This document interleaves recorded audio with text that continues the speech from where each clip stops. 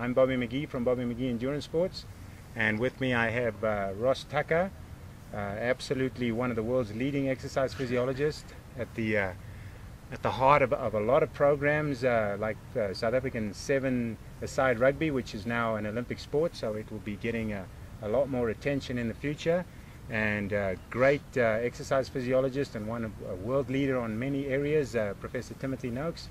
Ross is one of his blue-eyed boys and has this really unique way of looking at science and at bits of individual information that come across as being the silver bullet that we're all looking for, and then brings rationality and practicality to those conversations. And so we're just going to go back and forth on some interesting concepts today and see what we come up with.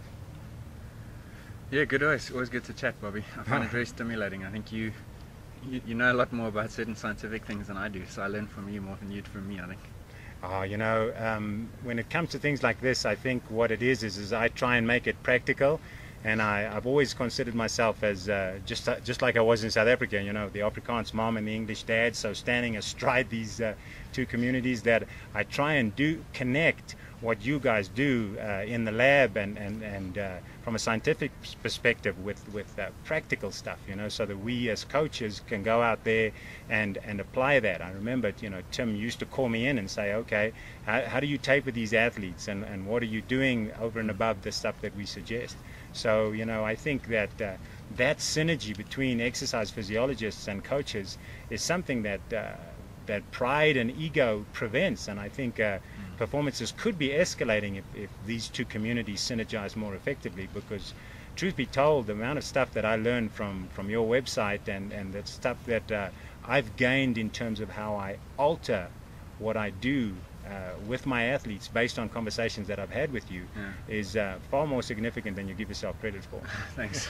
I think the science really battles with finding a place with a coach, because oftentimes I think what happens is, and you're doing it already, you're training athletes in a way that works, and then science will later on try to explain why it works, and so it becomes quite mechanistic. But the problem when a scientist is mechanistic is he's somewhat limited or restricted by his own paradigms, and so he will come at a particular problem like high intensity sprint training, for example, what you call a potassium pump. That's because the scientist who did it, Bangsbo, his paradigm was to look at the potassium pump and the role of ionic exchange and so forth. Another scientist looking at the same problem would have looked at the mechanics of running at high speeds. Another scientist would have looked at the nervous system and how you're adapting that. And so one of the problems is, well, there's two. One is the translation of the science practically, and oftentimes the translation happens before the science, which is backwards. But the second one is just often a semantic issue, because everyone kind of figures out what's working, and then they try and explain how it works and why it works. And science is so specific that we don't generally open our ideas up to other perspectives and paradigms. And you see this in many things. The barefoot running debate is one of the classic examples, where next thing you know, it's so polarized. There's a guy out here and there's a guy out there, left wing, right wing, and the poor guy in the middle is confused, completely lost. As you said to me once, is everyone's got a piece of the answer. But no one has the whole answer. So to try and integrate knowledge is the biggest challenge for science. Oh, fantastic. As a coach. I think it was. I think it was. Was it Aristotle or somebody? No, I think it was Goethe who said there are no new things. They're just different perspectives. Exactly. Yes, I found in my world recently with triathlon and a little further back, before I feel I had as much experience as I have now, that because we have these positions that based on either research that we've done or the way that we have coached one specific athlete that was extremely successful, we make that gospel and we proselytize about that, and then we get a whole bunch of people going out there being followers, and maybe the athlete or the research that we were doing was so so two-dimensional, on